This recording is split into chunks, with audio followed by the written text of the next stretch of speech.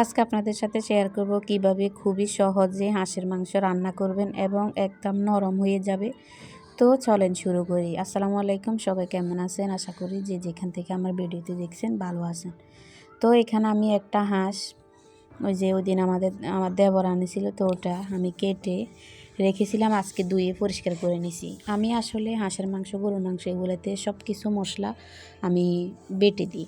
তো এখানে আমি জিরা বেটে নিছি, জিরার সাথে গরম যা মশলা লাগে সব কিছুই আমি বেটে দিছি।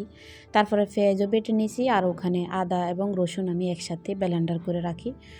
তো ওগুলা এখন আমি প্রথমে তেল দিয়ে দিয়েছি, তেলের ভিতরে আমি 3টা তেজপাতা দিয়ে দিছি। তেজপাতা আসলে ছোট ছোট, এর জন্য 3টা দিছি, আপনারা চাইলে আরও কমই দিতে পারবেন।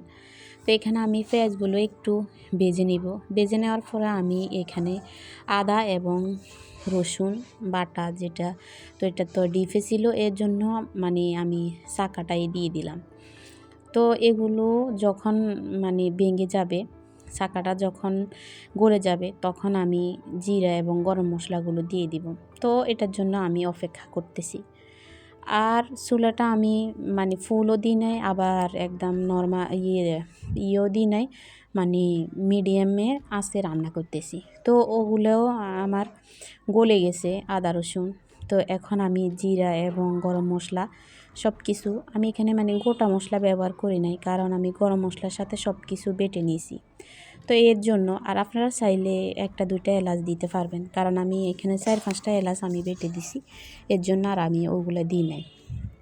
তো এখানে আমি স্বাদ মতো লবণ দিয়ে দিচ্ছি, আর এখানে আমি 2 চামচ হলুদের গুঁড়া এবং 3 চামচ মরিচের গুঁড়া দিয়ে দিছি। আপনারা আপনাদের স্বাদ অনুযায়ী মরিচ দিবেন। যারা মরিচ একটু বেশি খান তারা মরিচের গুঁড়া একটু বেশি দিবেন, আর যারা কম খান তারা একটু কম দিবেন। তো আমি একটু জাল দিব, এর জন্য একটু আর কি দিলাম। তো এগুলো আমি অনেকক্ষণ, 6-7 মিনিট ভালো করে আমি ভেজে নিয়েছি। ভেজে নেওয়ার পরে গন্ধটা থাকা পর্যন্ত ভেজে নেওয়ার পরে এখন আমি গরম পানি দিয়ে দিছি। আপনারা চাইলে ঠান্ডা পানিও অ্যাড করতে পারবেন। তো এখানে আমি গরম পানি দিয়ে এখন এগুলোকে ভালো করে কষিয়ে নিব। 7-8 মিনিট আমি এগুলোকে ভালো করে কষিয়ে নিব।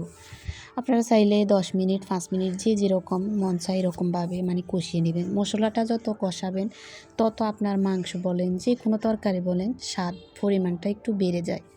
তো এগুলো আমি কষিয়ে নিয়েছি। কষিয়ে নেওয়ার পরে দেখেন যে তেলগুলো উঠে গেছে। এখন আমি মাংসগুলো দিয়ে দিচ্ছি। আসলে শীতে হাঁস না খেলে ভালোই লাগে না, আর আপনাদের ভাইয়া একটু হাঁসের মাংস বেশি পছন্দ করে। তো এর জন্য আর কি এই শীতে গেছে, শীতে ওর খাওয়া হয় নাই। তো এই শীতে এর জন্য আমি ওর জন্য হাঁসটা বেশি করে আনাইছি। তো আশা আছে আরও 1-2টা খাওয়া পড়বে, তো আপনারা ওই দিন পর্যন্ত একটু অপেক্ষা করবেন। তো এখানে আমি ভালো করে নেড়ে চেড়ে নিয়েছি। নেড়ে চেড়ে আমি এখন এগুলোকে ঢাকনা দিয়ে ডেকে দিছি। ঢাকনা দিয়ে ডেকে আমি অনেকক্ষণ পর্যন্ত কষিয়ে নিয়েছি। প্রায় 10-15 মিনিট আমি এগুলোকে ভালো করে কষিয়েছি। 15 মিনিটের বেশি, 20 মিনিট এরকম আমি কষিয়ে নিয়েছি।